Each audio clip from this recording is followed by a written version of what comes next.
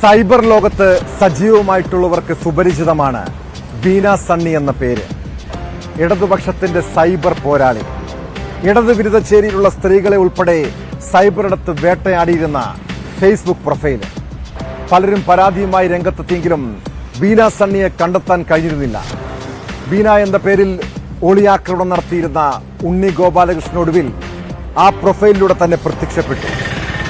ID വെളിപ്പെടുത്തിയതിന്റെ പിറ്റേ ദിവസം ഉണ്ണിയെ തിരുവനന്തപുരത്തെ വാടക വീട്ടിൽ തൂങ്ങി മരിച്ച നിലയിൽ കണ്ടെത്തിയതിന്റെ ഞെട്ടലിലാണ് ഇടത് സൈബർ പോരാളികൾ.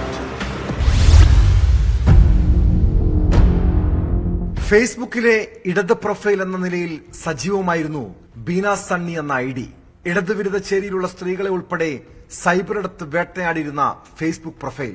ഇയാളുടെ സൈബർ ആക്രമണത്തിന് ഇരകളായവരിൽ പ്രമുഖ വനിതകൾ വരെയുണ്ട്. ഇതിലെ ഉള്ളടക്കത്തിനെതിരെ കഴിഞ്ഞ 3 വർഷത്തിനിടെ നിരവധി പേർ പരാതി നൽകിയിരുന്നു. എന്നാൽ ബീന സണ്ണിയെ കണ്ടെത്താൻ കഴിഞ്ഞിരുന്നില്ല.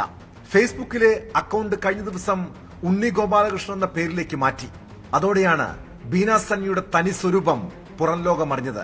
തിരുവനന്തപുരം ഫോർട്ട് പോലീസ് സ്റ്റേഷൻ പരിധിയിലെ വാടക വീട്ടിലാണ് ഉണ്ണിയെ തിങ്കളാഴ്ച തൂങ്ങി മരിച്ച നിലയിൽ മൃതദേഹം കണ്ടെത്തിയത്. മലപ്പുറം മേലാറ്റൂർ സ്വദേശിയായ ഉണ്ണി കുറച്ചുകാലം ദേശാഭിമാനി മാർക്കറ്റിംഗ് വിഭാഗത്തിൽ താൽക്കാലിക ജീവനക്കാരനായിരുന്നു. 4 വർഷമായി തിരുവനന്തപുരം പുത്തരിക്കണ്ടത്ത് കുടുംബശ്രീ ജ്യൂസ് കടയിൽ ജീവനക്കാരനാണ്. ആത്മഹത്യയെന്നാണ് പ്രാഥമിക നിഗമനം. ഫോർട്ട് പോലീസ് കേസെടുത്ത് അന്വേഷണം ആരംഭിച്ചിട്ടുണ്ട്. സംഭവത്തിൽ എന്തെങ്കിലും ദുരൂഹത ഉണ്ടോ എന്നും പരിശോധിക്കുന്നു. എന്നാൽ ആത്മഹത്യയുടെ കാരണം ഇതുവരെയും വ്യക്തമല്ല. നിലമ്പൂർ MLA PV അൻവർ അടക്കമുള്ള പ്രമുഖർ ഉണ്ണി ഗോപാലകൃഷ്ണന്റെ മരണത്തിൽ അനുശോചനം രേഖപ്പെടുത്തി ഫേസ്ബുക്കിൽ പോസ്റ്റ് ചെയ്തിട്ടുണ്ട്. ന്യൂസ് 18 തിരുവനന്തപുരം.